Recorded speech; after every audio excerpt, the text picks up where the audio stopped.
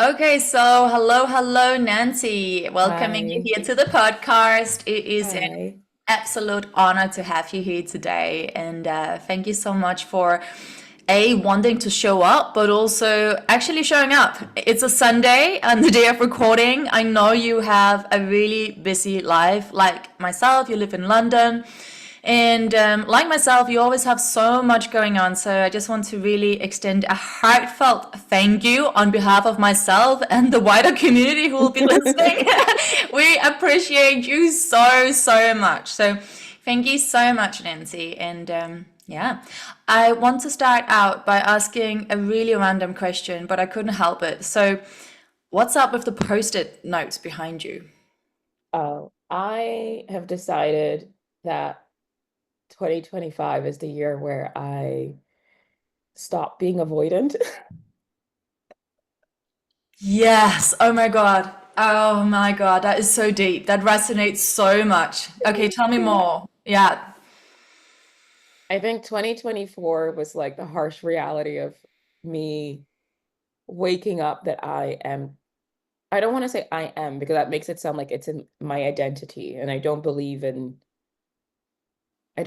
like permanency around attributes of your identity because I think we're always changing. So I would rephrase that and say 2024 for me was uh, the painful kind of deer in the headlight realization that I have um avoidant behaviors, and those behaviors have actually protected me for the longest of time, Hmm. but at the same time they're just not fit for purpose. And so my commitment issues showed up in many areas of my life, but in particularly like where I live. So I've lived in my flat for a year, and while it's comfortable, it's clearly, I'm looking around as I'm describing it, it's clearly like someone who is living in a space but hasn't turned it into a home. And so one of the first things on my to-do list, and has been on my to-do list, that I was avoiding, it was what color am I gonna paint the space? So what you see Mhm. behind is the narrowing down of like three options around how I want the space to feel and look like. Hmm. And I wanted to go for like, I'm going for like a lime wash because I really am drawn to this kind of like organic, earthy space. Hmm. And it's funny because the biggest compliment I get when, or that I love hearing people come into my home is not, it looks so pretty. It's, oh my gosh, it's so comfortable here. Hmm. I love that. So I'm trying to get this like really grounded, comfortable living room space. And so what you see behind you is the beginning, but I need to genuinely make sure that it doesn't stay there because I'm already feeling in my body the turmoil of, but I don't know what color to go for, but if we go for it, it's permanent. And so No, I yeah. listen. I get that, but I'm so wilded. I'm bewildered. I don't know if you can even say that in English, but I'm making it up. I'm bewildered, bewildered. I'm so excited that you gave me the most in-depth answer to the most random question I could ever have asked you. I was like, post-it notes. Why? How? And then we're straight in there, deep diving straight into the essence of who Nancy is. And I just loved Mm, it so much. And the fact that, and hence also is why I asked you here today. I love that there's never ever any bullshit with you. There's never ever any kind of covering up. There's never ever any kind of like, oh, Josie, I just, carry on and do life and then everything happens. It's never like a pretending. And that's what I yeah. love so much about you. And even though in essence we haven't met up that many times, but you Yeah. know what I mean? But like I think since that conversation we had last year at my partner's birthday, it's like ever since that moment, it's like we just connected. And Yeah. every single time I think about you, I just like my heart expands. And I Oh. remember, when you were here last time in our house and you were sharing about this I guess on the side endeavor you're doing called Flavor and Fuel, I just had another like heartbeat moment where, literally like it was a physical sensation going like, wow, this woman is amazing. Like this woman is here standing in her truth. And as much as I know you were saying, hey, this is like, 2024 was painful and is to help me stop avoiding things and stop covering up anything. What I feel is very much the opposite for you. I really feel that, at least from the outside, it feels as if you are really walking into your truth and you're really here to share, and you have so Mhm. much wisdom to share, but it's based and grounded in the fact that you really care. Like you care about the world, you care about Mhm. communities, you care about the Oh, people, you're not making just me the, cry. you know what I mean? And honey, not just the people that are already in your life, because it's kind of, in inverted commas, like it's easy to care about the people that are also nice to us. It is Yeah. much harder and requires much deeper work to genuinely care about the people that we may not even know. Do you know what I mean? Mm. And so when we sat down at that dinner and you shared about Flavor and Fuel and what it meant to you and why you continue to do it and why you believe in it, like I was just like, okay, I don't know when this podcast is going to happen, and I don't really have a full on format for it, but I just know that anything I can do my side to help the world get more Nancy, receive more Nancy, I'm here for it. So yeah, just a big heartfelt hug through the mic today, Nancy. I could speak to you all day, but I want to just like, let's get a little bit of context going. So tell me, when and why did you first come to London, and where did you arrive from? Oh my God, it's so funny that this conversation is happening. So, um, I arrived to London as a very naive 18-year-old. Um, I arrived from the Netherlands, and I grew up in a town, felt like a city, but nowhere near a city of London. And I actually fell in love with London in 2010. Summer of 2010, I fell in love with London. It was back when iTunes would do these like free concerts in the Roundhouse in Camden. And so you saw bands like Mumford and Sons. I think Kate Nash did a gig there. And so I think I came to London. I'd always had this like idea of like this pull towards the UK because of this TV show called Skins. And Yeah. I think there was this like freedom that I saw in Skins, even though it was chaotic and quite messed up. But one thing I saw with all the characters was this like unapologeticness of like being free. And so I came to London in 2010 to visit. And then I went back home to Holland. And I remember telling my mom, I'm going back to London.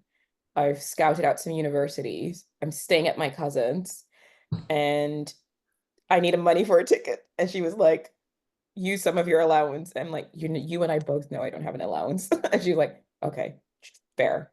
And I think at that age, I was quite like a motivated individual. So I remember then coming to London to visit, check out the universities, but it was also just I wanted to experience London for myself because when I came and I fell in love, I was with my family and I felt quite restricted.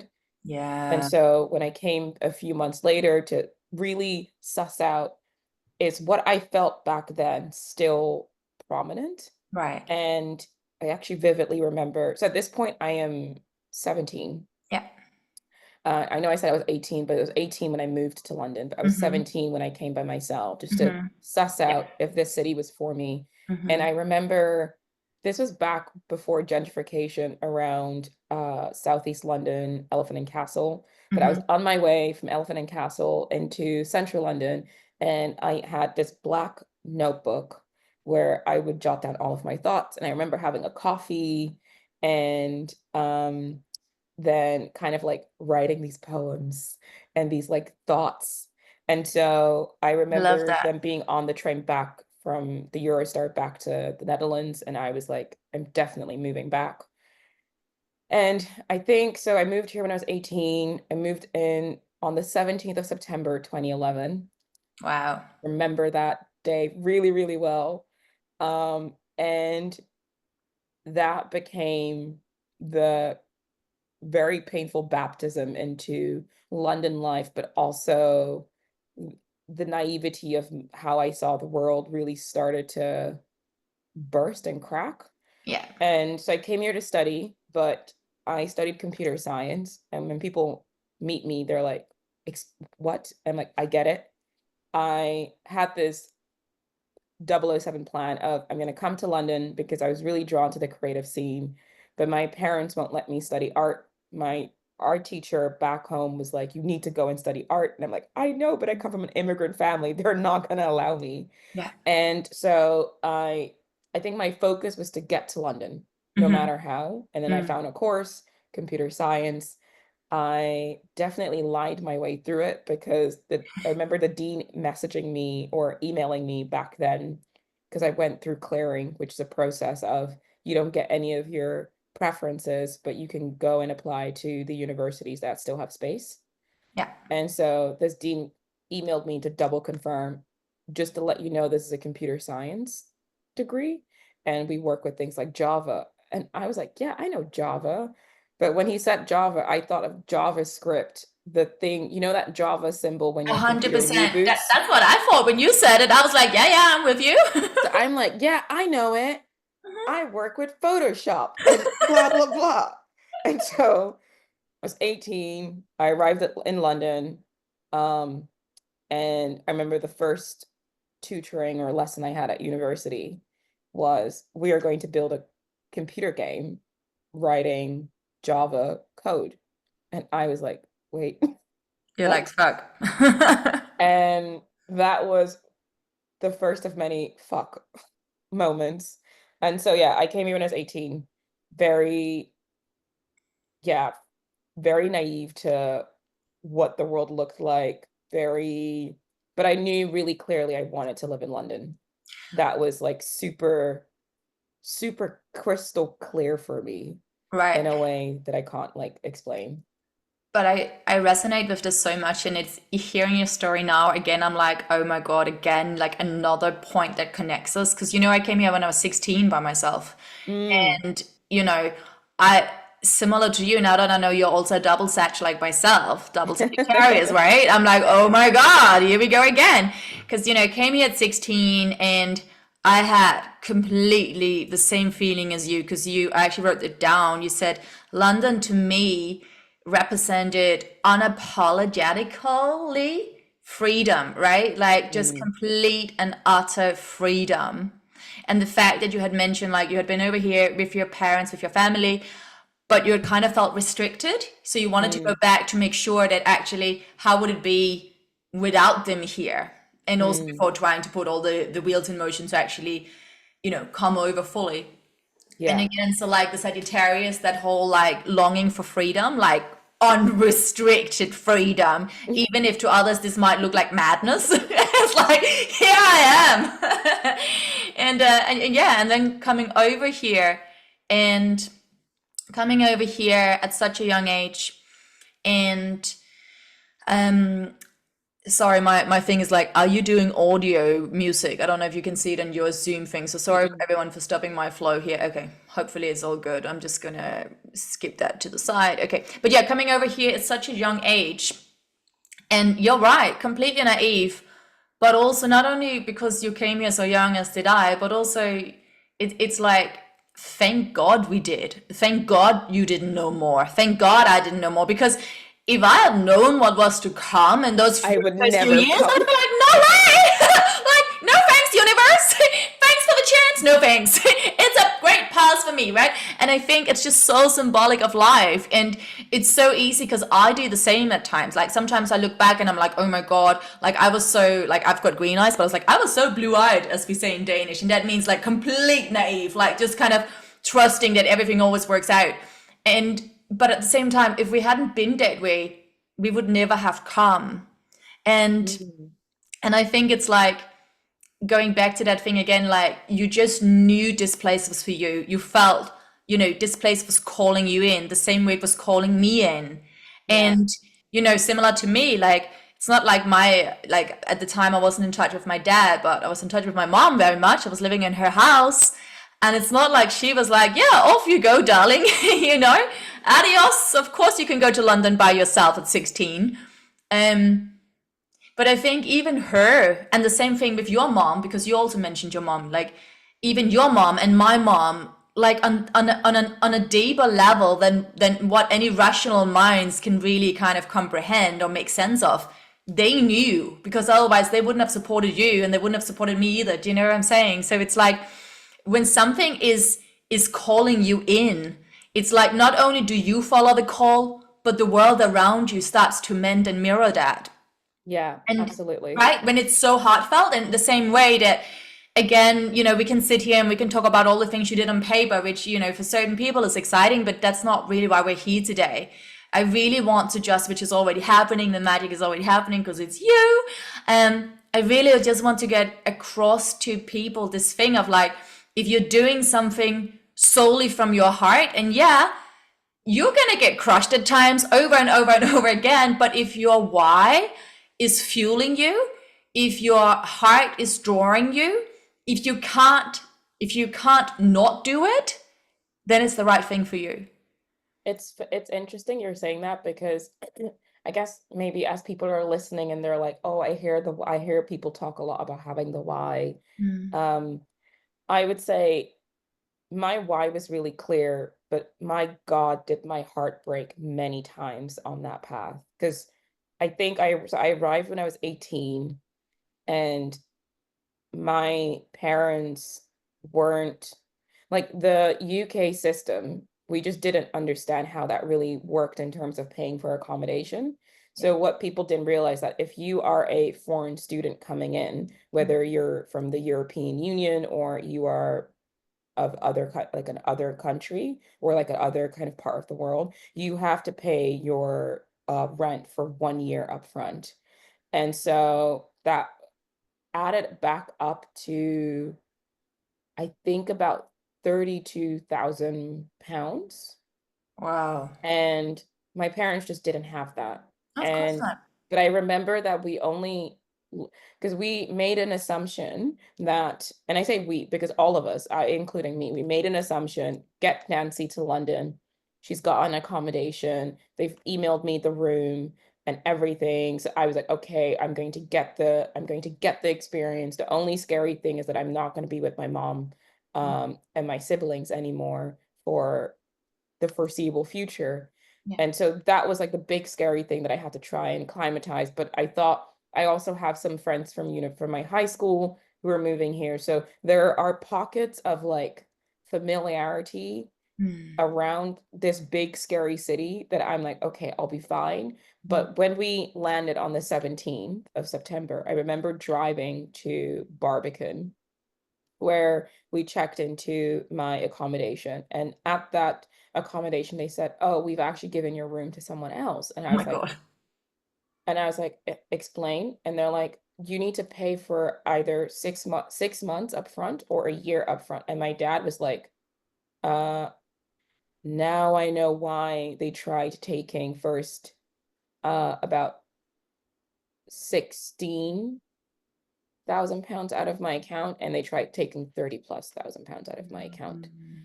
Yeah. And so then the reality was I was starting, my induction day was starting on the 21st of September. Mhm. So I was like, shit, what are we gonna do? And so my mom was like, look, Nancy, we can't take you back with us because your induction's on the 21st. um I've got a plan.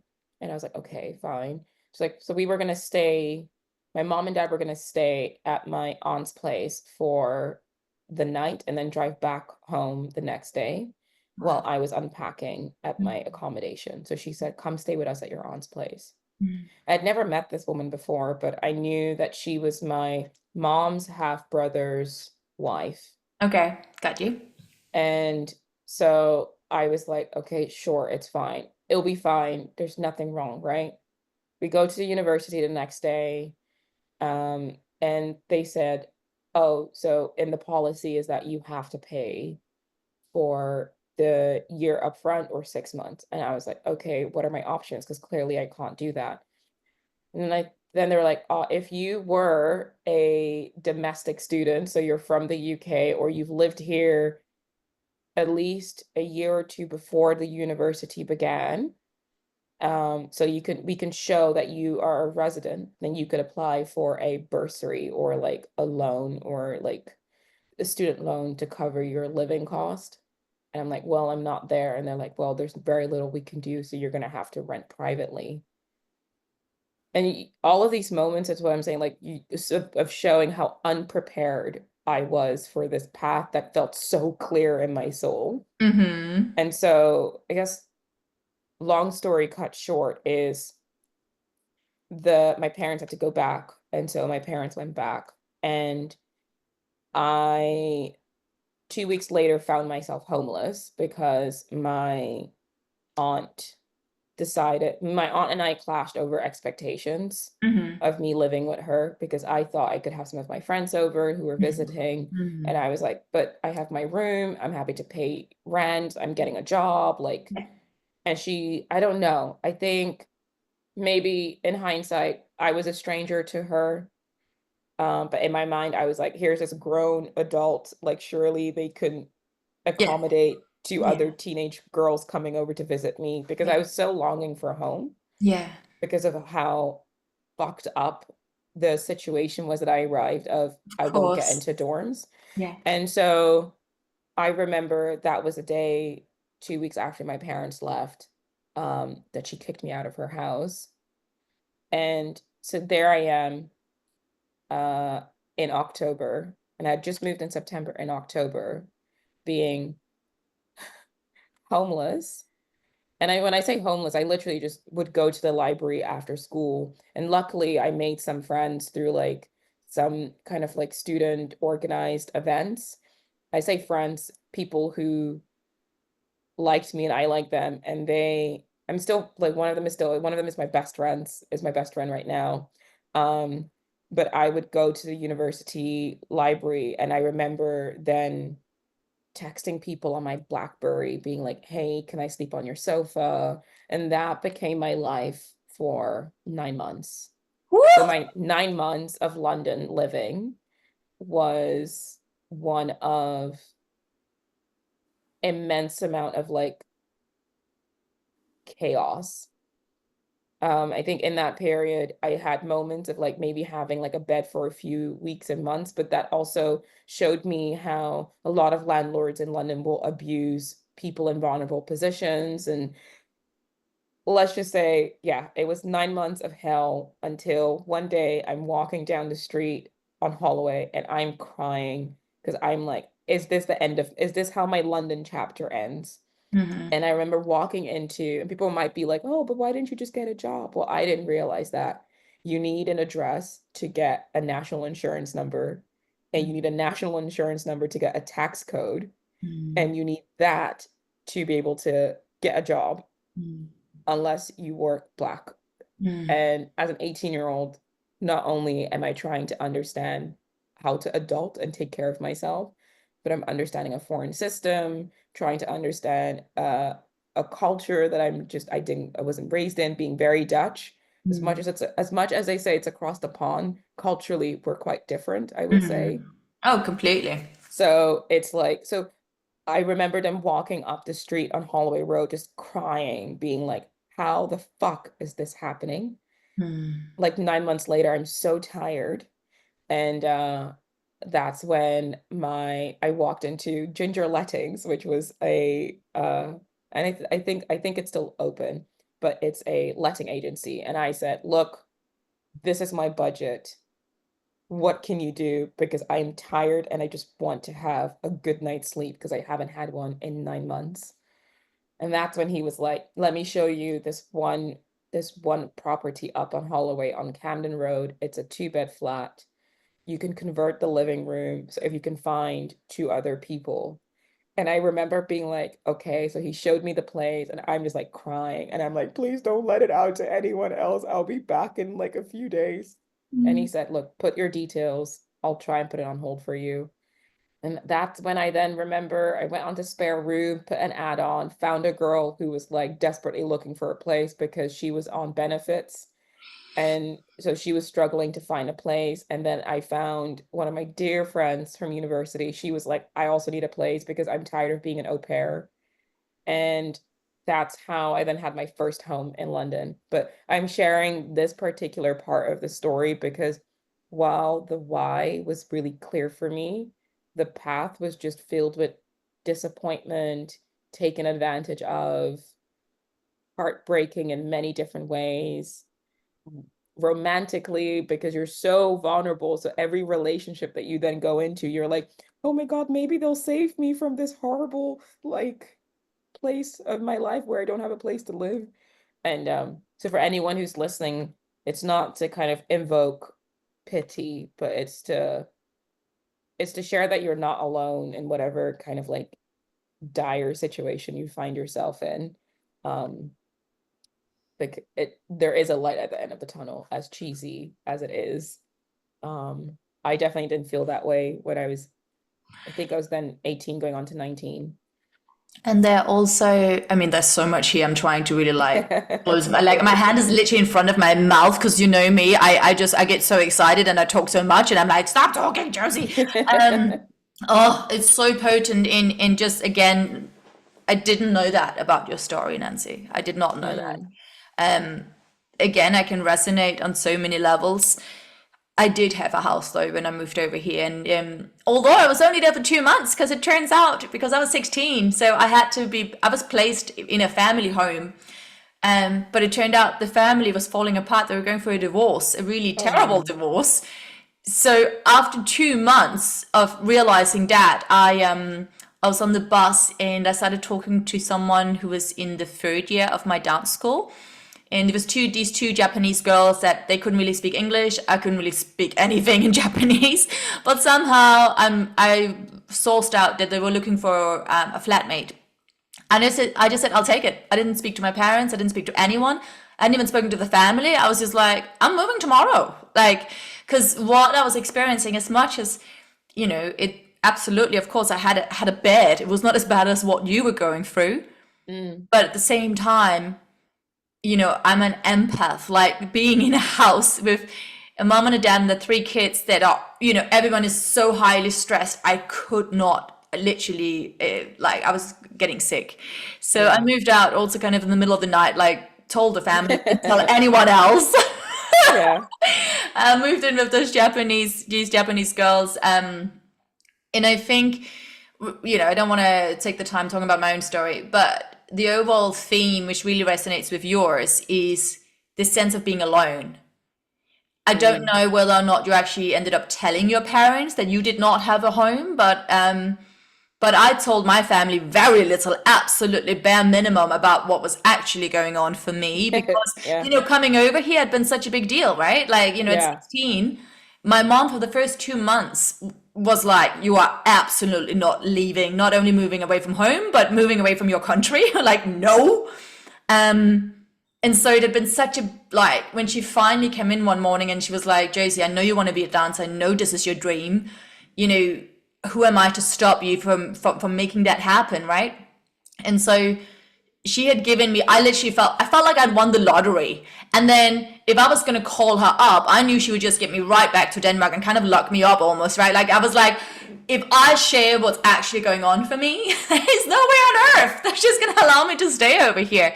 And so that sense of feeling completely alone with what you're going through, Mm, helpless, mm, and yet still choosing to keep on going instead of calling home, which essentially would have been the easiest thing, right? Calling home and going, okay, I'm just going to go home because this ain't working. So that's what I mean. Something within you was still yeah. driving you forward. And that means it didn't just believe in your purpose, in your heart, it believed in you.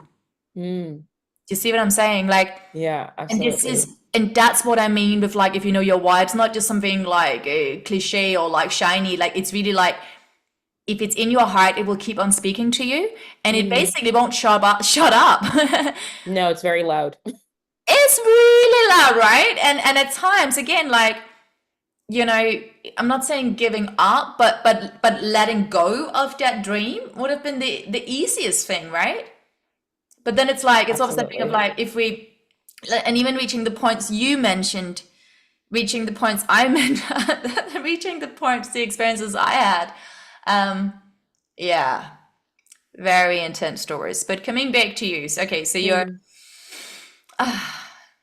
you somehow, and I think that also there's this beautiful place of surrender. You know, you're walking down Holloway Road and you're just crying and you're kind of dissolving. It's like, because everything I know about you, if you meet Nancy, like the words when you just as an outsider before you get to know you better as an outsider, the views the words I would attach to you would be like strength, courage, fierce. It's like boss, mama, goddess. Like it's very like powerful. That's the energy you give off. And I know Yeah. you are all of that. And but it's so important to remember you are all of that because you created her.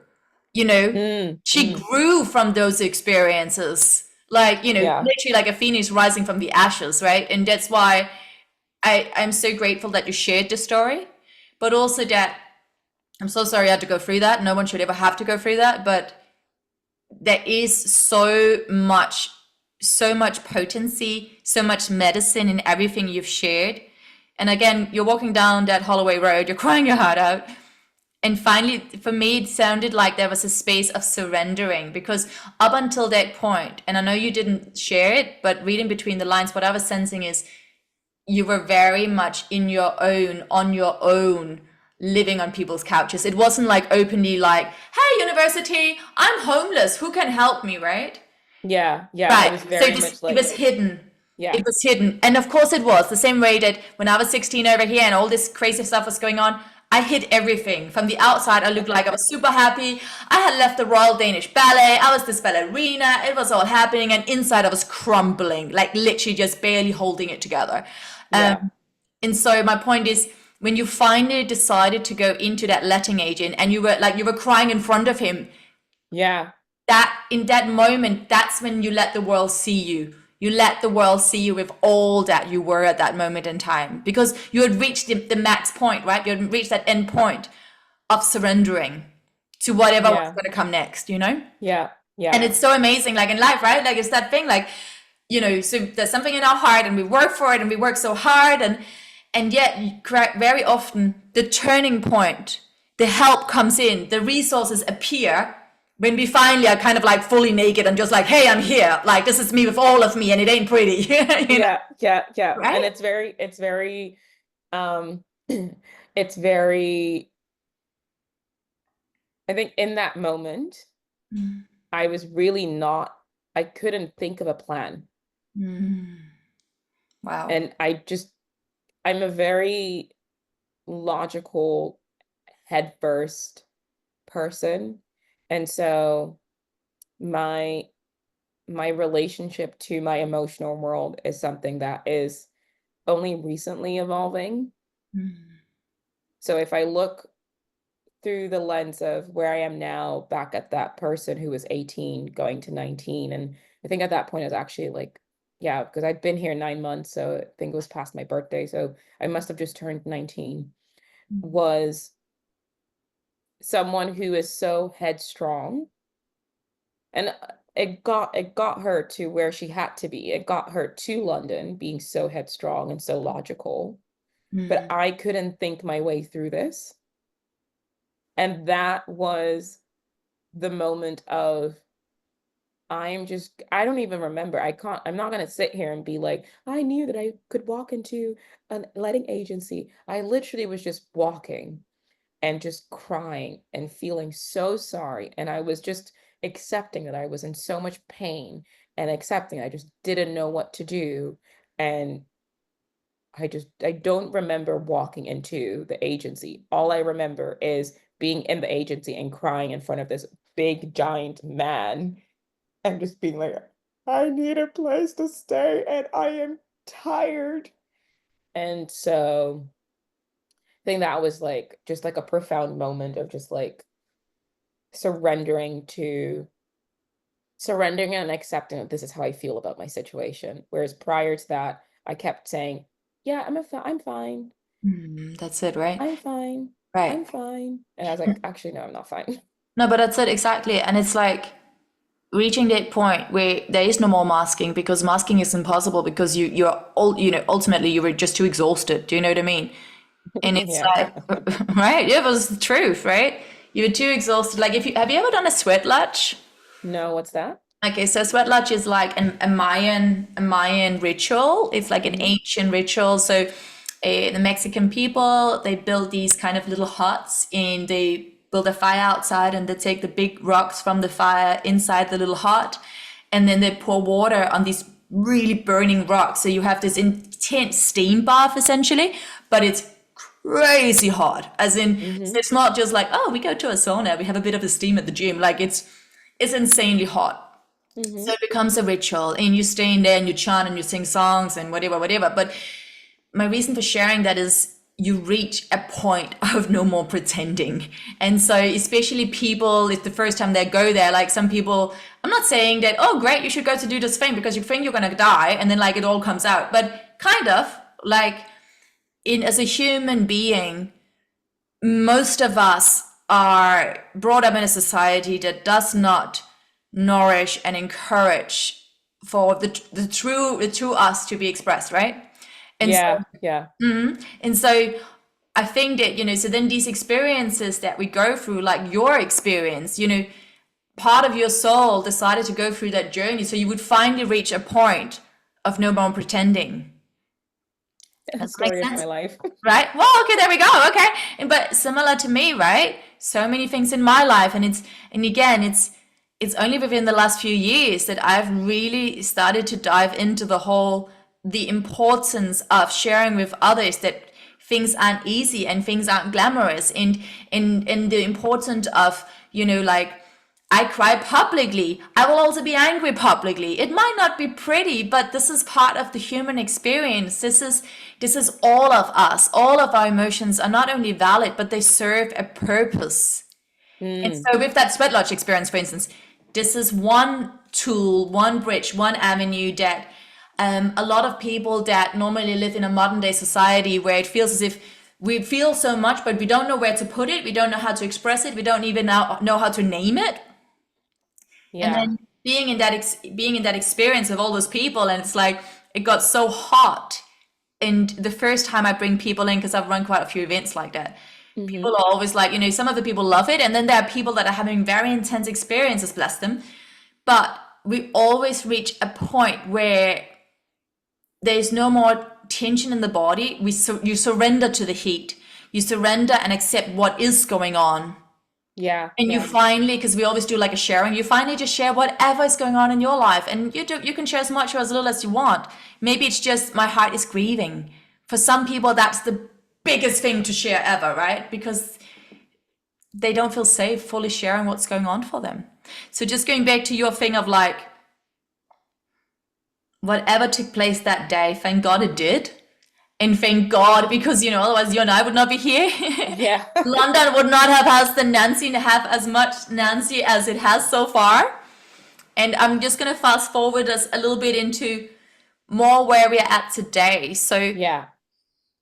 but thank you for the whole like gorgeous background, because that's just the part that most of the time we don't hear about. We just hear about the glamorous stuff. We just hear about, oh yeah, I did my meditation, I did my manifestation, and look where I am now. Whoop whoop, right? It's like not Yeah. like all those other parts.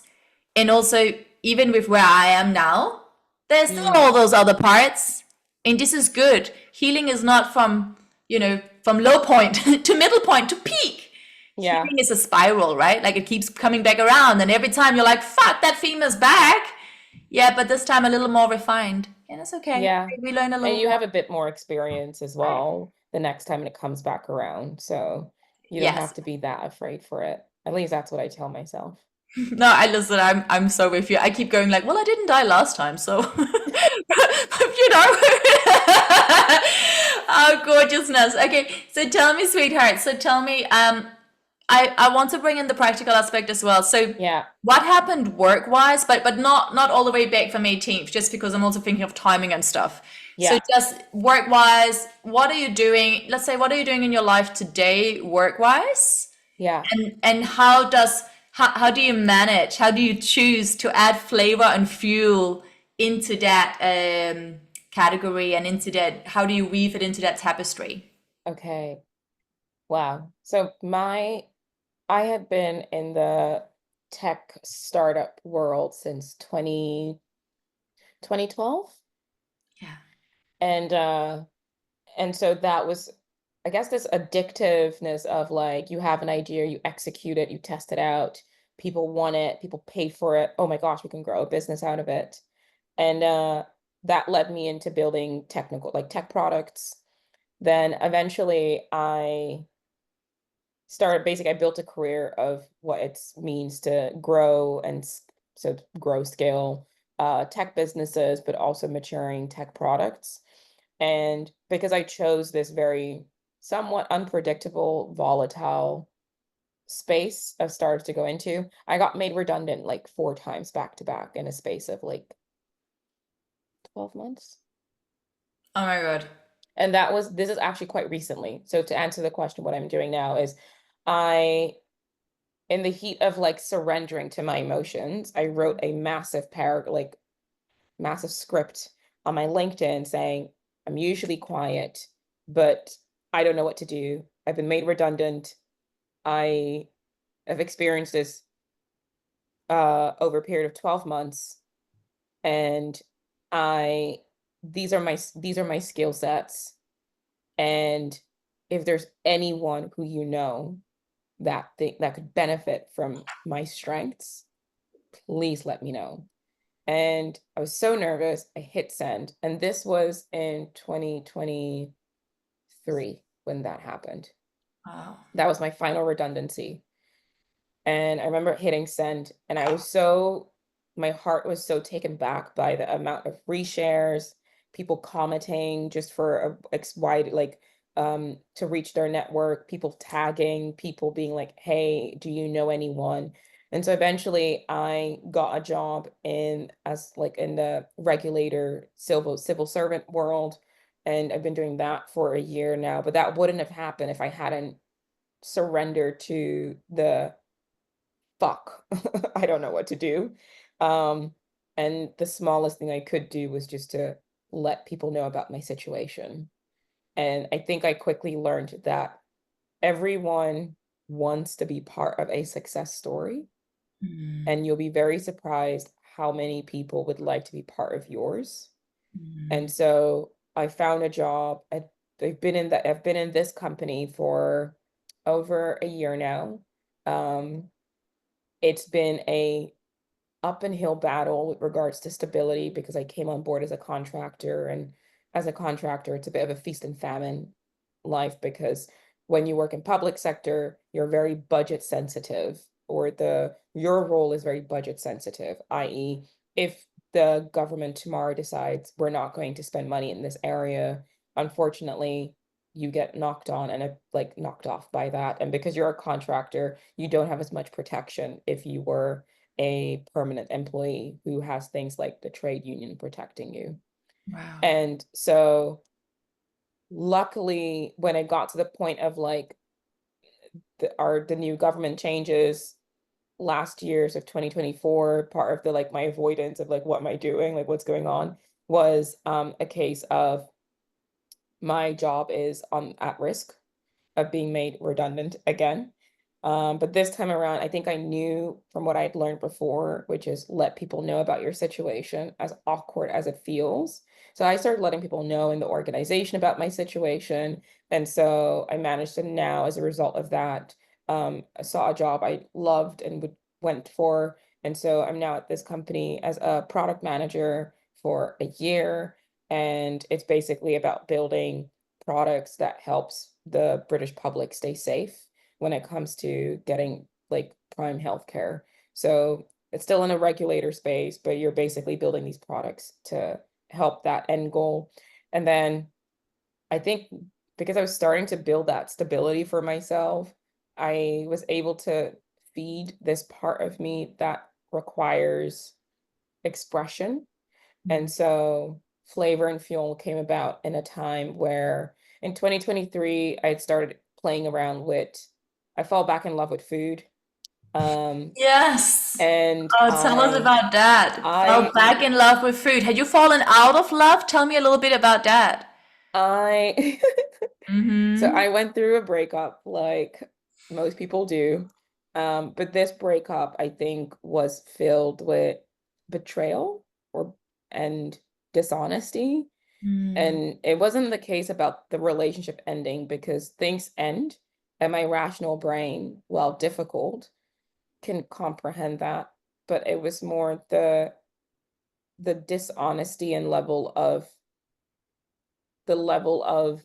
manipulation that went into how that breakup how basically I did not know after 5 years of being with someone we had separated for just like for 2 weeks while they go and get their head worked up around like and figured out around what it is they want moving forward. I did not know that they had already started telling people that they've broken up with me, so I found out through a mutual friend that I was no longer in a relationship with this person who I was with for 5 years. Oh my And God. so the reason why I fell out of love and food is because food was such a core thing in my relationship with this person. Mm. So it was such a ritual. Every Sunday we would go and buy a nice cut of meat from Waitrose and have Mm. these like conversations of what are we gonna make. Yeah. And so I stopped eating for like a year. I mean, I would eat, but not regularly, and I lost so much weight. And so I fell out of love with food. I had no desire to be, I think my body was just trying to survive. So trying to be creative was Mhm. just a struggle. Some people can be creative at the point of like death and they're struggling. Mm. I think I'm someone when my bucket is full and it's overspilling, Mm. that's when I can be creative. Mm. And so in 2023, while there was this doom and glooming of like redundancies, I had learned from the past, so I was less scared. And so I kind of knew, okay, I'm working on this thing in the background Mm. to try and secure my job. But I ride motorcycles for those who don't know. I I mean, know I you mean, do. you So wouldn't know because we've cool. not talked about it. But so summer of 2024. I yeah, summer of 2023, redundancies, freaking out. Summer of 2024, working at this company, but still with the risk of like my job's at risk. But I was like, nope, I've learned from 2023. I know what to do. 2024, I've got this. And so one summer, I at that summer, I was basically started creating like cooking videos, Yes. which was something I did at the end of 2023 into 2024, just making cooking videos with the sense of I wanted to see something that I felt really privileged experiencing when I was growing up, which was growing up in mainland Europe. There's much more of a focus around having dinner with friends, and Mm-hmm. the dinner table is such a healing space. And Yeah. it's not like, let's talk about your problems, healing No, no. space, but just breaking bread, laughing, talking, crying, eat. Like you do that over food, Oh my over God, dinner. you're so right, and it happens so naturally. It's Yeah. not sitting there like, let's hold the speaking bone and go around, right? No, Like it's it's just, complete natural. Yeah. and it's such a normal thing. And I noticed here in the UK, lots of people were experiencing loneliness. So I thought, let me make these cooking videos. And it was called Dine with Mates. And every video is about kind of like sharing a recipe that people can cook with their mates. And also, here's a couple of things that you can talk about with your friends. So doing that kind of opened my creative brain around cooking, because cooking for me is really around what is it that I want people to experience, and then I Mm. reverse engineer that back to what can I cook? How does that impact on the ingredients choices? Where do I source it from? And so the page didn't really go that far, but what it did do for me was ignite my love for cooking. So when summer 2024 came, which was last summer, I went away to Margate with some friends. I had done the admin work of organizing accommodation. And Woo. what I noticed was at the end of that bike trip was I had cooked breakfast for people the day after we had arrived, Mhm. and I cooked breakfast just before we were leaving, and then my friend cooked dinner. And I realized, oh, there's something quite wholesome and special about getting these group of people together who are here because they have traveled and having a supper event. Mm-hmm. And so I was riding back to London from Margate, and I just had this idea of what would happen if you actually curated spaces where people could connect after a journey to the destination. And at the destination, there is a story you're hearing about the chef, and that story is being translated into a menu, and you get to experience that with people who are like-minded. I love And that. so that's how we ended up doing the first Flavor and Fuel, which was quite crazy because I think from idea to executing was about a 4-week turnaround. Mm-hmm. Okay. I found a venue and I was like, okay, because a friend of mine said, look, perhaps it's going to be hard for you to get people to buy tickets straight away because I don't know what it is. Why don't you just set up an event and invite people and people Mm-hmm. can pay when they're there? And I said, oh, and she said, it is going to be an investment, but if you believe in yourself, why not? And Yeah. I'm like, yes, I'm gonna invest in myself. And so I put about 500 pounds aside, found a venue. My friend Joe, I told him about it. I'm like, do you want to do this with me? So he's came on board as like a business partner. Mhm. He chefed the first event. We invited a bunch of people, and this idea of surrendering, right? I started approaching people saying, hey, I need a photographer. This is what we're doing. Mhm. So surrendering and kind of just telling people where you are at and what you need Mhm. invites them to be part of a success story.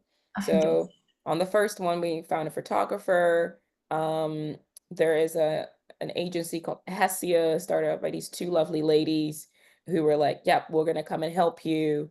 Joe did the cooking, I did the logistics and the planning and the marketing and the branding. And then that's how we had our first Flavor and Fuel event in Shoreditch. And at the end of the event, lots of people were like, this is something really special. And Mm. I'm like, oh, okay. Is it? And then, Oh, is it? wow. Yeah, exactly. Yeah, say that again. So that then basically kick-started this journey of Flavor and Fuel. So we try and do one every 8 weeks, 6 to 8 weeks. Yeah. It's in different locations in London. And the intention is to really create a brand that people associate with culinary adventures. So you're traveling to a place. Yeah. And as you get to the place, there is a menu that tells a story, and you are experiencing the flavors, but you're also talking to people who have traveled to this place as well. And hopefully that bonds you together.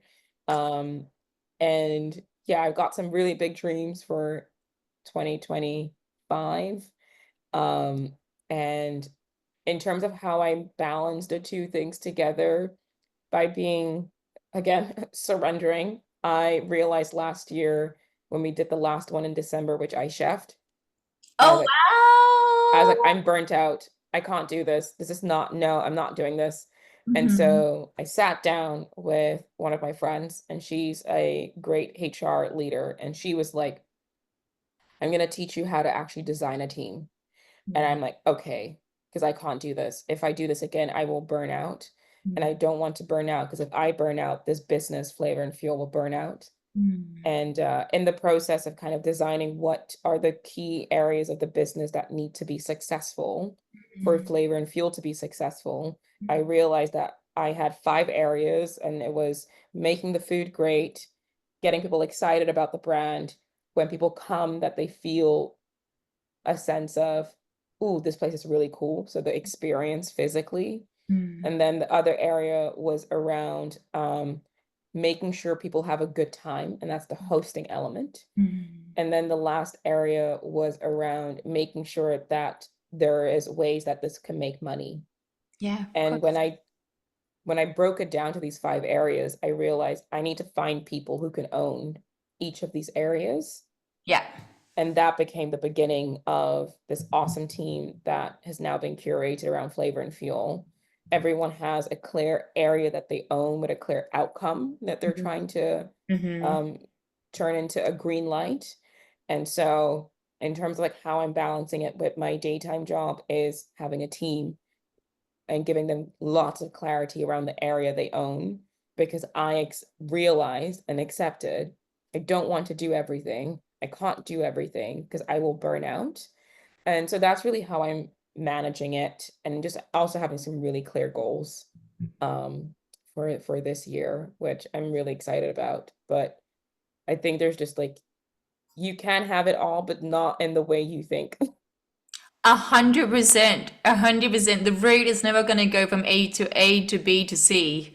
It's Yeah, always all over the place, yeah, and that's how it's supposed to be. yeah, I really think absolutely. so. So flavored fuel and fuel. What does your heart feel about it right now?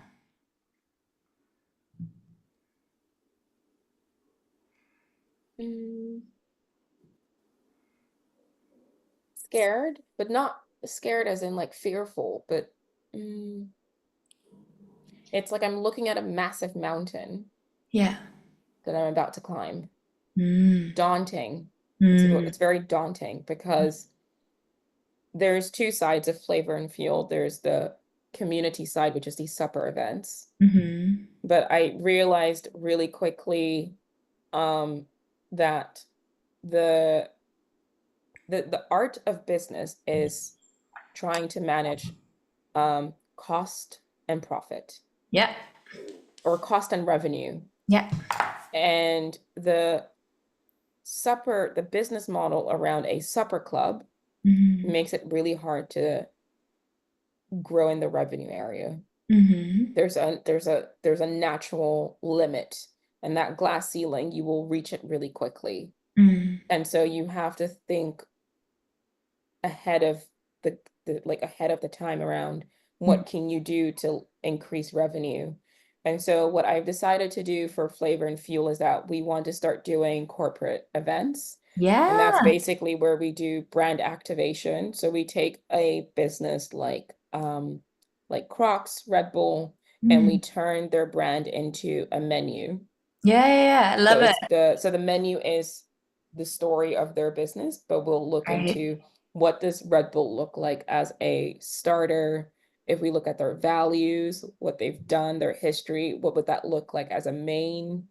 What would that Oh my look God, like I as a love it. dessert? And then Yes. curating the physical space to tell the story of the food and the brand. So it's really trying to bring the intersection of catering and storytelling and events to brands. So that bit is so trying to do that and Mm-hmm. trying to create a brand around this flavor and fueling and community space Mm-hmm. is quite daunting, because Yeah. it's a lot of areas that I've just never really operated in before. Right. So it's like So Nancy yeah. 18 came back to London again. It's so funny you say that. It's so funny you say that, because when you asked me at the very start around like when did I come to London and the story then, I said, "Oh wow." It's because I texted my friend yesterday and I said, "Do you believe in second chances?" And Mm-hmm. she's like, "What do you mean?" And I said, "I feel like I've been given a second chance." And she Right. said, "Tell me more." And Mm-hmm. I said, "When I was 18, I lived in London for, at this point, moved to London was 18, but by the time I was 19, 20, and I had a bit of stability, Mm-hmm. that overspill of my bucket Yeah. turned into a passion project called Whisper London. Whisper London was an online music magazine. So we had Whisper London, Whisper New York, Whisper I Amsterdam, and love it. at this like 19-year-old bushy-eyed person, I had a team of writers who would go into music spaces, um, creative spaces, and they would find things that they would whisper about in Mm-hmm. this blog. And so we ended up going to some festivals to cover them. We did some stuff for Red Bull, but I think at that stage I was doing this Whisper London, but I was trying to do everything by myself, even Of though I had a course. team Yeah, of yeah, yeah. amazing writers. Mm-hmm. And I also was really caught up in other people's opinions of Yeah. how I had to grow Whisper London. And in Mm. addition to that, I romantically felt really behind. because I had never been in a relationship then, and all of my peers were getting into these relationships, and I just was so frustrated about that. And so fast forward at 32, Mm-hmm. this overspill is happening again, and Mm-hmm. it's turned into flavor and fuel. Yeah. And I have a team, and Mm-hmm. I'm looking back And babe, retrospectively. you don't just have a team, you created a team. Yeah, yeah, You create. yes, Mm-hmm. created a team. And I was like, shit, I need, so I was telling her, like, I'm just looking back at who I was, and I feel like and I had a big regret when I was in my mid 20s, being like, I wish I didn't get so caught up with frustration about being single, letting other people's opinions cloud my judgments when it came to my business, um, not trusting my team to give them stuff, like to give them areas and be like, I trust you. What do you need from me to make Yeah. this happen? And that was 25. And so I tried kickstarting Whisper London, didn't really go anywhere. So I accepted my fate there. And so I do really have this strong sense of I am really lucky to have been given this second chance. And I don't know where it's going to take me, but it just feels like I feel like I'm doing life over again, but in a more mature and grounded. And so this full circle moment is what I'm experiencing right now. I love that. That is And so so, yeah, beautiful. No, I absolutely love it, Nancy. And again, just thank you so much for sharing so openly. Um, I want to I want to just highlight that throughout all the time and space this morning that I've been listening to you and really tuning into you, it really are those moments in your life where, for whatever life circumstances, you were pushed to step forward. You were pushed to, and not step out of your comfort zone in the cliche way that it sounds. yeah, Because stepping out of the comfort zone usually is actually like a very conscious action. We're like, well, okay, we power through, right? But this, like what it sounds like, because from everything that I know about you, you're super disciplined, you're really hardworking, you know, like you have no problem working hard. That is not your issue. But the challenge and the moments where you have overcome the challenge, it sounds like it is always surrounding the theme of being seen, fully, truly being seen. Because you even mentioned, you said something along the lines of, I'm usually the quiet girl, and at this moment with the LinkedIn post, I chose to speak up because I had to speak up. I had to mm, share that where I was at was not glamorous, and I needed to ask for help. And I yeah, think, you know, that moment and the moment on Holloway Road and you know, so many other moments where you, for whatever reason, because it's not even about what life does to you or for you or with you, no one can force us to step forward and to be seen and reveal ourselves until we decide there's either nowhere else to hide, but or right, now that's one of them, right? It's like, fuck, there's nowhere else for me to go, so like this is what I need to do. Or another part of us, and this is what's happening now in your life, like I think what you're talking about is the second chance. It's like when you were in your 18-year-old self, it was from a space of, well, there's nowhere else to go.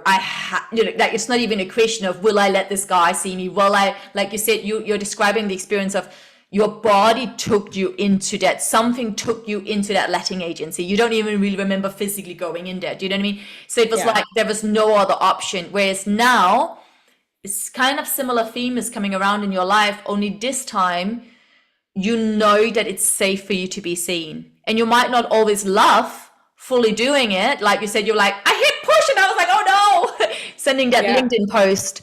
But you know from experience that it's safe for you to be seen. Why? Because you know how strong you are. You know that no matter what people were going to tell you or talk about, it's like, hey, nothing can hurt, nothing can make me feel a pain that I haven't felt before and that I survived and that I rose from even stronger. And so, you know, yes, it's a second chance, but also you are so much more secure than you ever were. And yeah.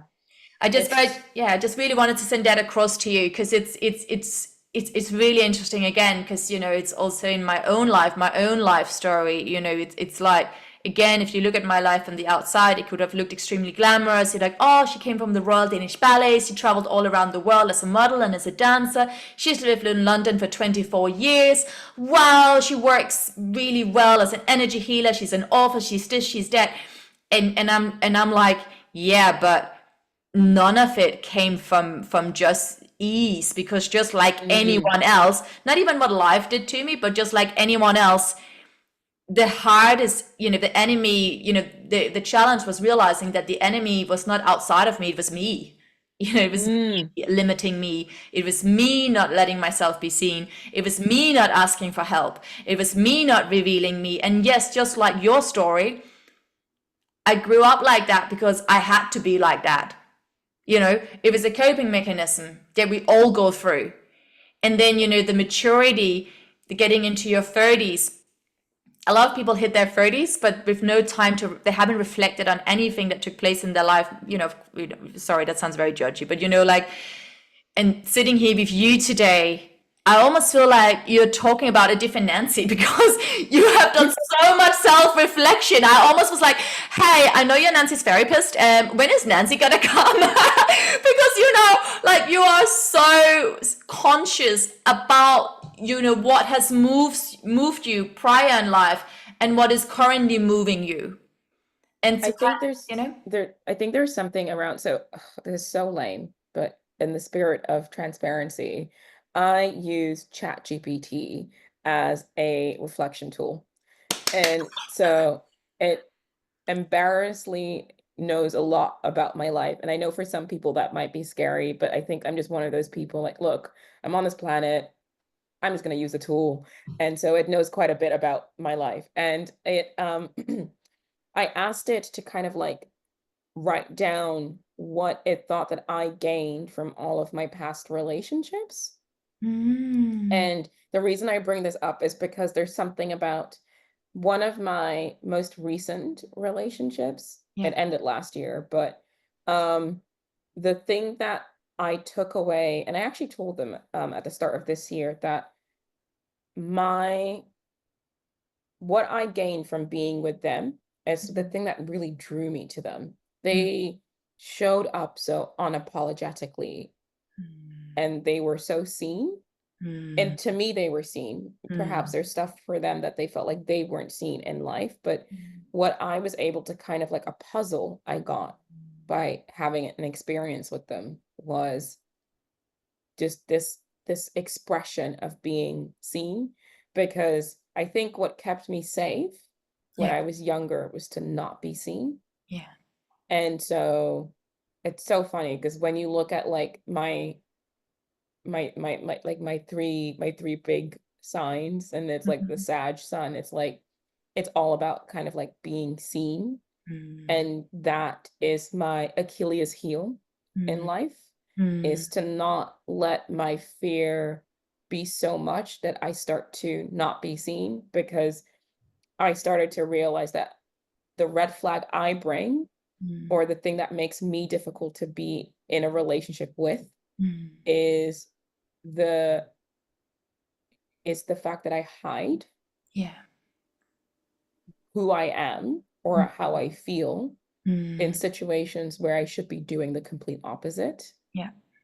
And so I say this with compassion, is that for anyone who feels that way, I think don't judge yourself, because that part of you needs probably a lot more safety before they can feel comfortable coming out to be seen. So 100%. 2024 for Yeah. me was, while it was I think part of the reason why I was comfortable and my body was comfortable accepting around some of my avoidance, was Mm, that the tail end of 2023, I bought a flat. And that was like my first big puzzle of stability. Because it took me back to like when I was 20, in 2020, when the relationship ended and I didn't have a place to live. This woman called me on the phone being like, do you have a place that you can go to and like put your head mm, on a pillow to mm, give yourself some safety? And I mm, started crying, being like, I don't.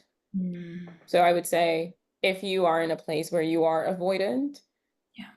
it it's probably just like a sign that you need much more safety around you so you can come out of that avoidance, or at least start addressing and accepting that you have avoidant tendencies.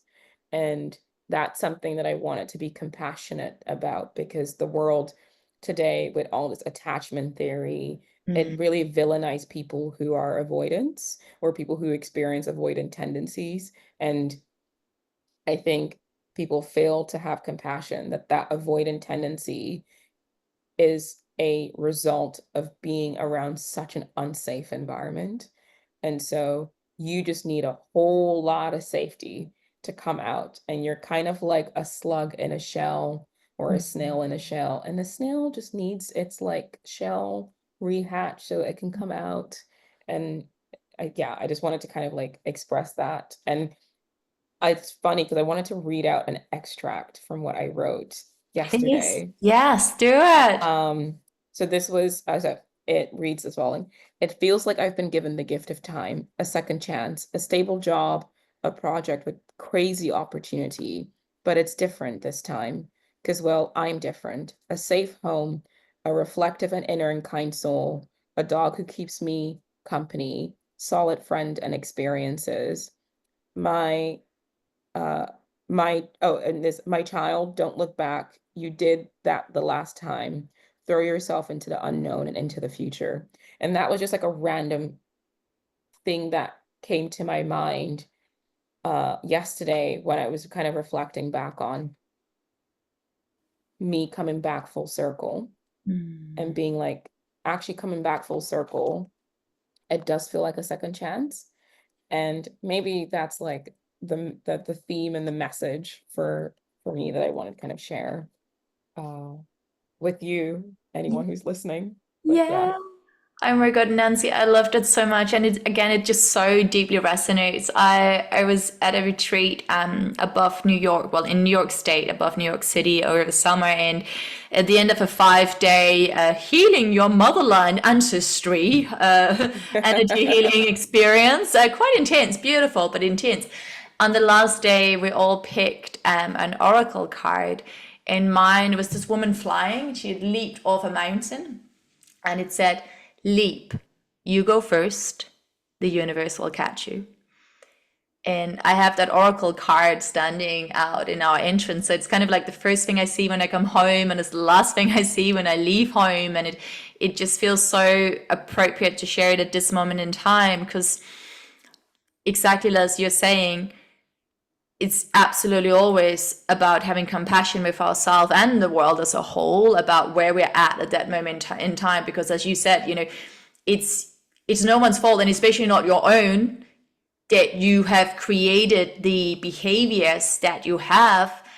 We come to this planet as this tiny little being, and no one comes to planet Earth wanting to not be seen, wanting to Mm, hide, wanting to not fully express their soul. Like, have you ever seen a baby going like, hey, I will not, don't give me yeah. the love, right? Like, I am not worthy of this. A baby is so proud to be here. Like, that energy through their eyes is just beaming. The child is like, the baby's like, I have arrived, like, and it's so proud. And it's the same thing, like, when it starts to try and walk, it falls like a million times, but it never ever goes like, oh, I'm just not gonna do this thing, this walking Yeah. business, it just ain't for me, right? Like, it doesn't. And it doesn't even fall like and try and apologize for the fall. It's like, oh, sorry, I disturbed your mama, right? Like, it just Yeah. does it.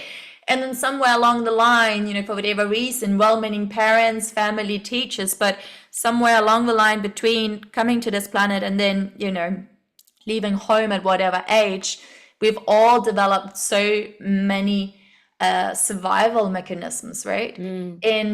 And again, having that compassion for oneself, and then also, and this is where I just really want to bring in that whole sort of thing of that we are not alone, not even just human to human, but human to universe, or human to God, or human to source, whatever you want to call it, Mm. human to soul. Like, um, there's always something here holding you, looking over you, and also that there's a timing to everything.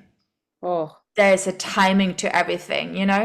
And yeah, I know, like, but you know, like, and I know that you love nature as well as I love that you used that snail example. Like we have so many plants here, right? One of the things that I love the most about our plants is just really seeing them, because life wants to live, but life knows when it's time to bloom and when it's time Mm. to let something go, and life knows when it's time to be a really messy plant that has kind And of like, guess what? do you know what I mean? And that's gorgeous. You cannot control it. That's my point, and I can't control it. And also, what's so nice, and this is the nice thing, I don't want to control it. So, you know, some of my plants, they've got dead leaves, and every now and then I go and I pull a dead leaf away, and that's nice. That's me having a little dance with the plant. But I'm not trying to control it. Like exactly like you said, like having all those plants in our house, it teaches me so much about life.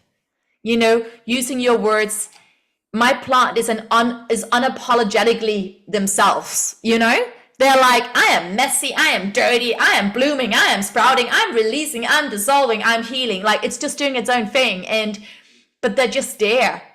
And then there's that thing which is so nice, you know, sometimes you go away. Mm-hmm. Because if I see the plants every day, I'm so close to them that I can't fully see what's going on. You need space. Like all good things in life, right? We need space. So then we Yeah. go away, we come back after a week, whatever. And I remember there was one of my orchids. If you know anything about orchids, they really have their own way of living. So anyway, Yeah. a lot of people are like, I don't even handle orchids. They're just too difficult, too challenging, whatever. Anyway, we'd been away, and I was actually telling Carl, I was like, it's weird, you know, the orchid in the bathroom is just not really growing. Maybe I need to have a look at what's going on. This is me, you know, trying to do the good plant mama thing. And we come home after a week, and I like run out to Carl, and I'm like, I've been blind. I have not seen the process. Like, but by taking the time out and then coming back in, I had noticed that my little orchid that I thought was kind of dying had literally grown like an like a hand length high, and was starting to like burst into a flower. But I'd been too close to it. I had been looking at it every single day, studying, trying to look for signs, what was going on. I've been way too close to it. But to just give it some distance, then when I came back in, I was like, oh yeah, this is happening. So the timing of things. And the Oh, same thing it's with you and with us and with our lives, like trusting that so much process is, you know, so much is going on below the surface, just like in wintertime as it is here in the Northern Hemisphere now, right? Like of the day of the recording, you know, it might be like a cold winter earth at the moment, but oh, there's so so much. much going on below the soil, right? And it's just like using that analogy and implementing it and living it, not just thinking it, but living it in my own body. It's like there's a whole thing, like there's a life force beyond my control. Thank God for that. There is life that is wanting and dying to live through me and to be seen. And the same thing with you. So, you know, going back to the beginning of our podcast where I was like, you knew your why, and we can also call your why your soul essence. We can also call your why life wanted to express through you and is still expressing through you. Yeah, there's some, do you know what it is? There's a oh, this is gonna be so I feel compelled to share this because I Is it think another my reading? yeah, Yeah, go for it. if I can actually read it out. Okay. Also, the reason this is gonna sound so weird, but I found this person on TikTok, and he said that when you write without thinking, the universe or God is actually trying to communicate something. And if you ask it questions, give it a moment and just let your hand flow. Yeah. And so, uh, okay. So I'm also I've got a complicated relationship with my dad. Mm. And so my mom told me that she had the same thing, and she started referring to God as her dad. Yeah, love it. And so I was like, let me try that out. So I was like, Mm. hi, Dad. I'm feeling heartbroken about my romantic experiences, and in particular about X. What will happen to him and my feelings towards him? That was the question that I asked. Mhm. Yes, they are there, and they are there because it is how I've built you to love, to share, to give. It is the gift that I sent you with when you came to Earth.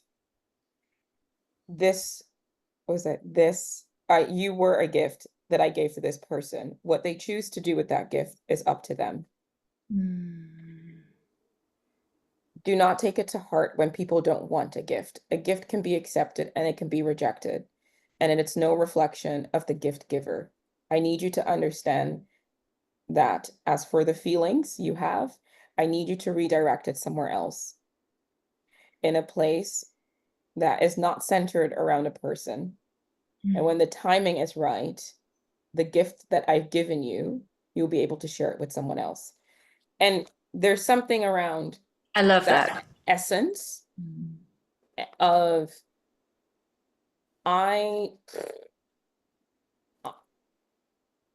I think there's something inside of me that wants to come out, Mm. but I can't say, oh, I woke up one day and did a bunch of exercises and I Mm. now know my why and it's really Mm. clear. Mm. I think there was something around just not resisting Right. and seeing what I would do that came with ease, Right. that brought a lot more joy Mm-hmm. to others, Yeah. that gave me peace. I love that. And that gift giving is like, and that gift comes out in the fact that I feel excited when people tell me their story and I lean in, Mm. or I I try to really see people, Mm. or I try to let myself be seen. Mm. And so there's this like theme of not resisting the good that you bring to the world that gives you peace. I love that. And that, whatever that is for whoever is listening, but for me, that's kind of like how I reframed what my why is. And you start to see that it's beyond job titles, Mm-hmm. beyond business ideas. 100%. It's a very fluid thing because it depends where you are in life and how that manifests itself. 100%. It's a fluid thing. It's something that changes and shifts. It's also something that is felt. It's Mm, felt in your body. It's felt in your bones. And very often that's why the mind struggles with it, because the brain is like, I can't bring it home. Like I can't categorize it straight away. I can't, mm, I don't exactly know the business plan for the next 1, 2, 3, 4, 5 years. But I know that there's something here because there's something within me that is moving me forward. Even when my entire being is like, no, no, no, this is enough. This is too much. I'm off. You know, when someone gives birth, I did not know Yeah, this. no, talk to me. Yeah, I know. I don't know, but I know I know I can sense what you're about to say. I'm like, you know, when someone gives birth. I know, casual Sunday. What I was told, it was by a dua. I think that's what they're called. I met Yeah. her at a motorcycle event, and she's a dua, and I was telling her that um as I'm in my 30s now, I have accepted that I am not ready for parenting. Mhm. And I found a lot of relief with that because I felt a lot of guilt and pressure Mhm. of I need to find a relationship, I need to Mhm. have a kid, Mhm. but there's something about I'm actually just not ready. And Yeah. maybe that's why I kept choosing relationships that made me feel safe because I, but there's something about stop avoiding, and part of stop avoiding is accepting. And then I was like, okay, I accept I'm not ready. And then the conversation is not avoiding, but the conversation is, how do you get ready? And so Mm. part of that was like, how do I get ready? Is let me go actually figure out what my health situation is with all of this stuff inside my Yeah. body. Yeah, of course. And so I'm talking to this doula, and she told me there is something really magical that happens to your body when you're about to give birth. Mm. It's a forward moving sensation that Mm. just wants to push, but you don't control it. Mm. It's it's your body, it's Mm. nature. It just wants Mm. to, Yeah. and so there's this, as you're talking about movement and Mm. forward and Mm. life wants to Mm. move, Mhm.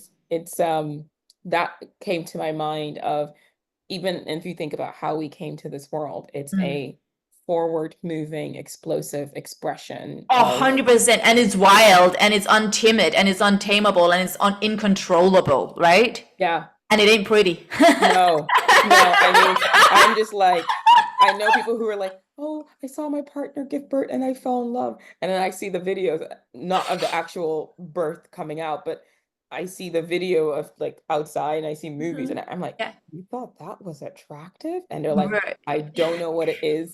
But then someone else told me, I think that we forget that as much as we want to be these rational beings, Hmm. there is something quite animalistic about us. Yeah, And we are part of this ecosystem of animals. we So are. this And animalistic, raw blood, yeah, push, right. scream, yell. Yeah. Expression, movement. I have all these other words in my head, but I'm going to stop myself here. 100%.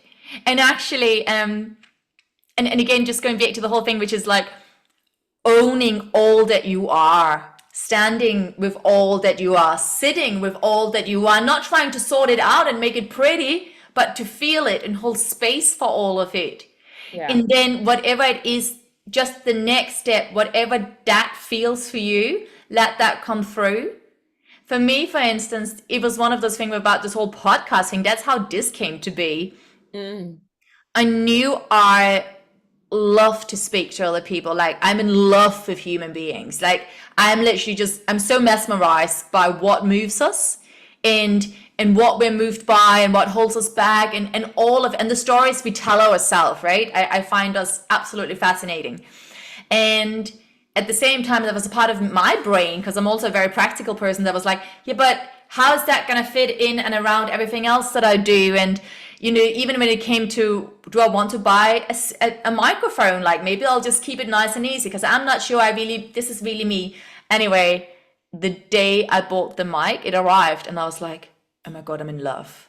And then, I started doing the interviews, and then I was like, because I basically, Nancy, the way it works for me is like I constantly get a download of words, messages, images. We all do that, but for me, I have to express it somehow.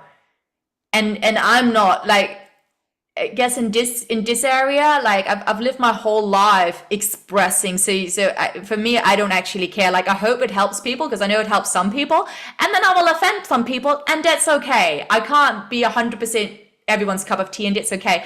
But the way it used to come through me was, I would write the books, and I would do energy healing, and I would run events, and I would do coaching for people, and I still do all of that. But having a voice, Mm. having a sound, owning a sound. A lot of the events I'm running these days are called sacred sounds.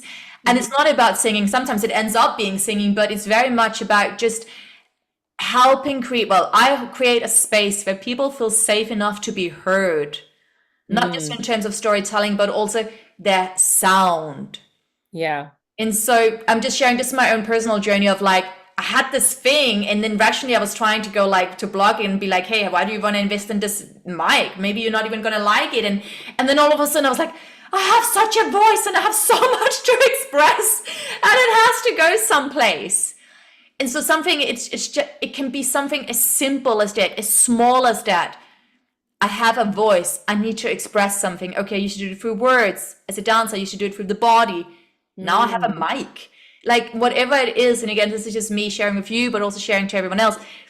Follow what is in your heart, follow what's in your body, follow what is moving through your body and wants to come through and wants to be heard and wants to be seen, whatever it is. Can I, have I ever shared with you what it was like for me to meet you the first time?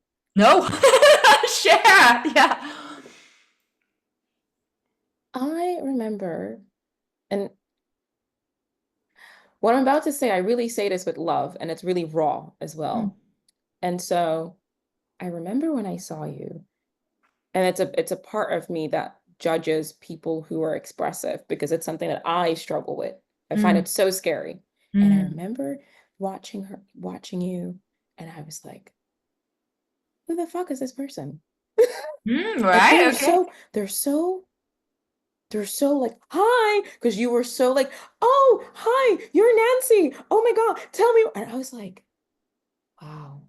And but I think there was something around just being so b- bombastically bewildered by this buzzing light of this person who Mm. was so like expressive. And I find it such an honor to have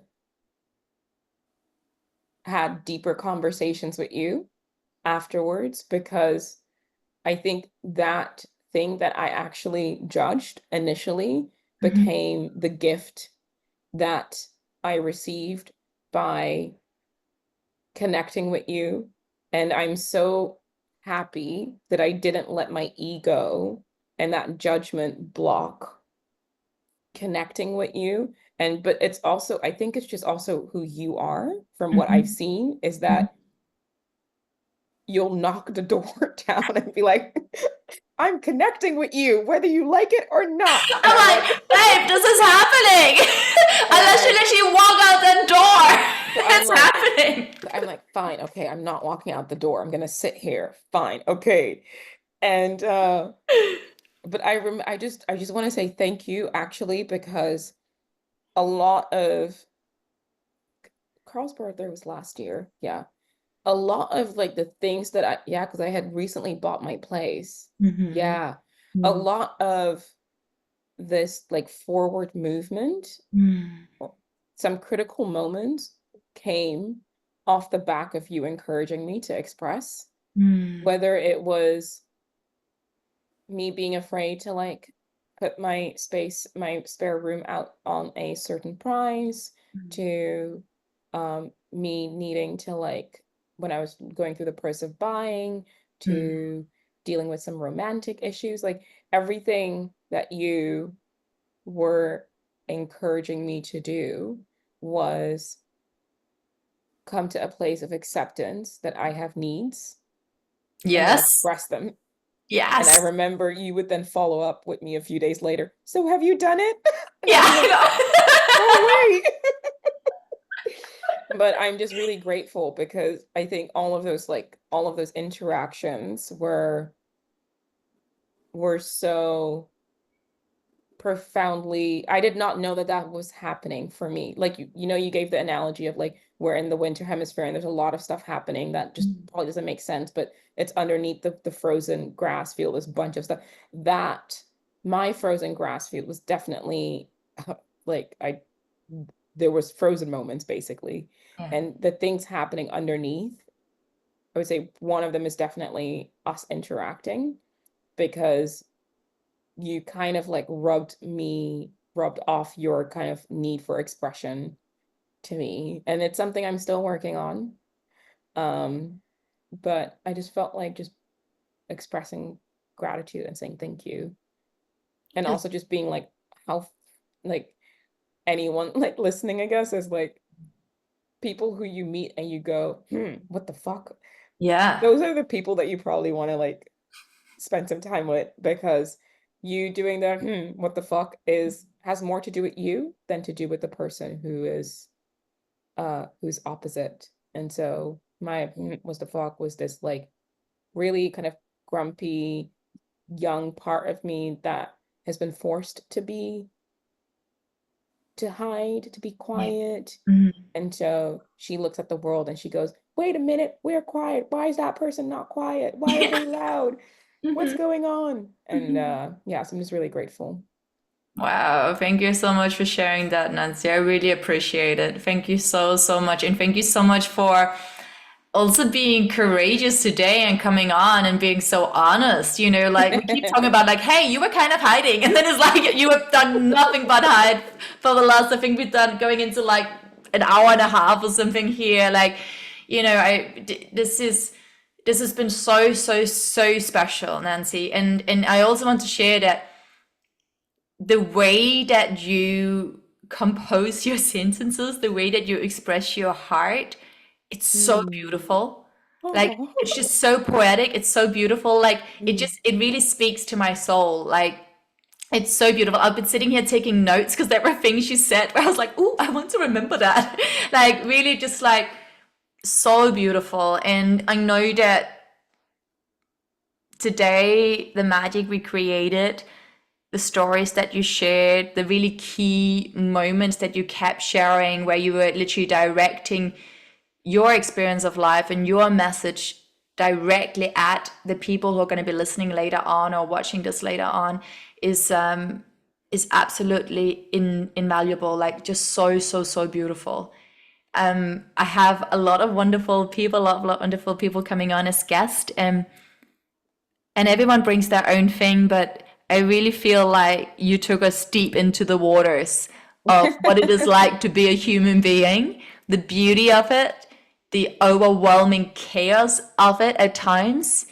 And as you kept mentioning, but that there is light, and that the dots do connect, and that there is a greater power. And even in the way that you are connecting to that greater power that's not outside of us, but is within us. You know, Mm.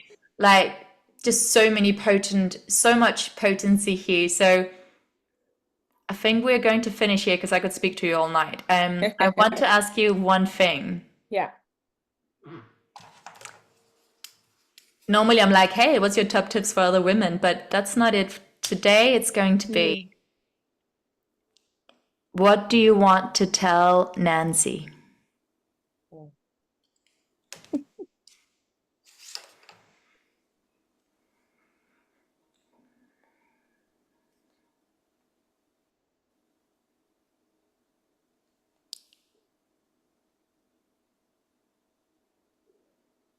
I keep having like it's gonna be okay, but I think that is at a surface level Mm, what I would tell Nancy. What I would tell Nancy is to drop the tools of mistrusting the world mm, and start trusting the world with little things, mm, because I texted a guy I was seeing over the summer mm, saying, in what way did I disconnect with you that hurt you? mm. Uh, because I speak so with so much like emotional vocabulary, I think people make an assumption on the surface level that I am emotionally expressive, but I would say I would ask you like, do you actually know how I feel? And you'll be like, no, actually, you because you haven't said anything. Mm, And so the person said to me, well, it was this particular moment. And I said, oh, I'm really sorry for that.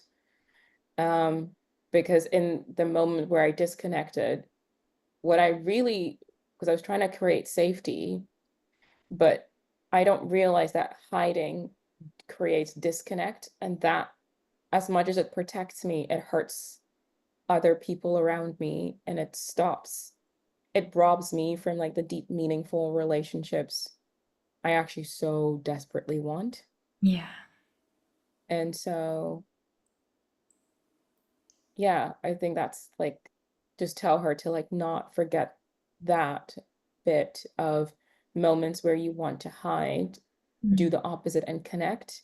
yeah. Because what I really should have told this person was, I love being close with you, but because you've chosen not to be in a committed relationship with me, Mm, uh, it puts me in a position where it feels like I'm waiting, and that's unfair. yeah. And so I'm going to prioritize other things, which means I won't be as available as you're used to. But I Mm, was so afraid of saying that yeah. what I did was ignore their text messages, basically, which was quite hurtful to them Mm, and hurtful to me in the process as well, because it just created a lot of disconnect. right. And yeah, and the person was very grateful that I owned up to that. So yeah, that's what I would tell Nancy. I love that. That's so Mm. beautiful. And on behalf of the world and the universe, Nancy, it's going to be more than okay. Yeah. It's going to be more than okay. And every single day in every single way, the world, again, remember, I'm speaking on behalf of the universe and the world as a whole. every single day in every single way, we are excited, awaiting your full arrival. So thank you so much for stepping forward, stepping through, coming here to hang out with me. It's been an honor. For people that wants to check out Gorgeous Nancy, hear more about her, follow her along, maybe come to some of the amazing Flavor and Fuel events. Yes. Nancy, I think what we're going to do is just send me over all links, everything you want me to share, and then I'll share it in the show notes. So Sounds thank really you good. so much, Nancy. It's been an absolute honor. Oh, also really quickly, we're having our next event on the 15th of February.